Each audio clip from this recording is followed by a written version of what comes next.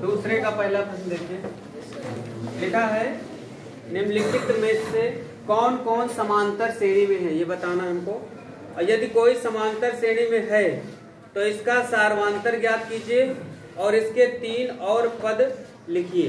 अगर नहीं है तो नहीं ज्ञात करना है, अगर है तो उन्हें ज्ञात करना है।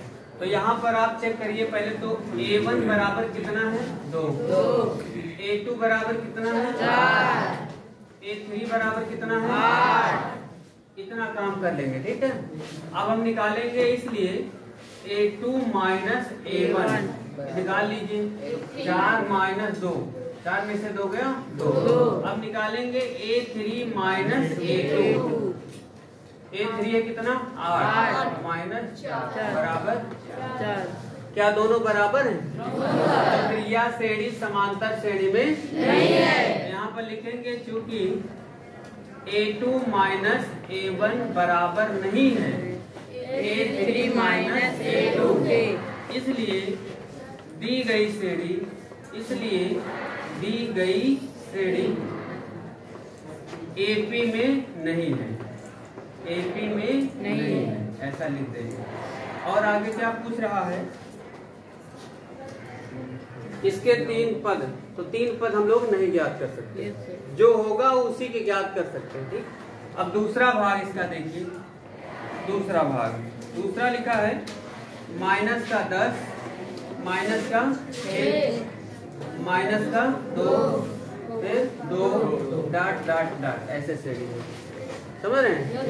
चलिए बोलिए A1 बराबर -10, A2 बराबर -6, A3 बराबर -2। अब क्या लिखे? बोले जाओ, क्या लिखे?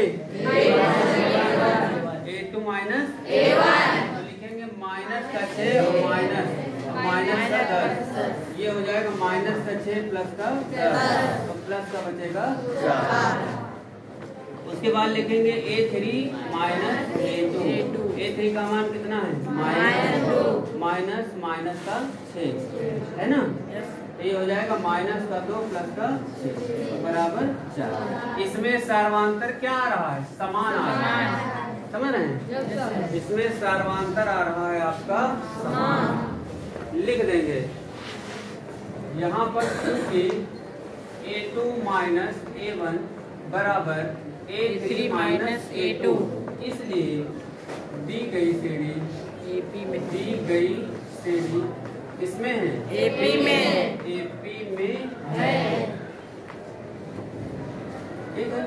अब हमको इसके 3 पद और ज्ञात करने हैं। कितने पद? 3 पद। इसके आगे के 3 पद, तो इसमें आपका D बराबर कितना आ गया है 4, D बराबर 4, तो सब में जोड़ दीजिए, आगे वाले से जोड़ते जाइए 4। अगले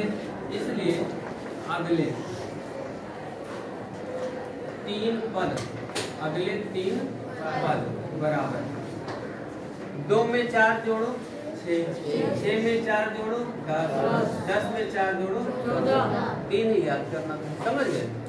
तो आपका जो है तीसरा भाग हो जाएगा, देखो तीसरा भाग हो जाएगा।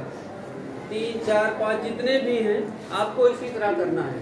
मतलब अगर A2 माइनस A1 बराबर आ जाएगा तभी होगा और तभी ज्ञात करना, ठीक है।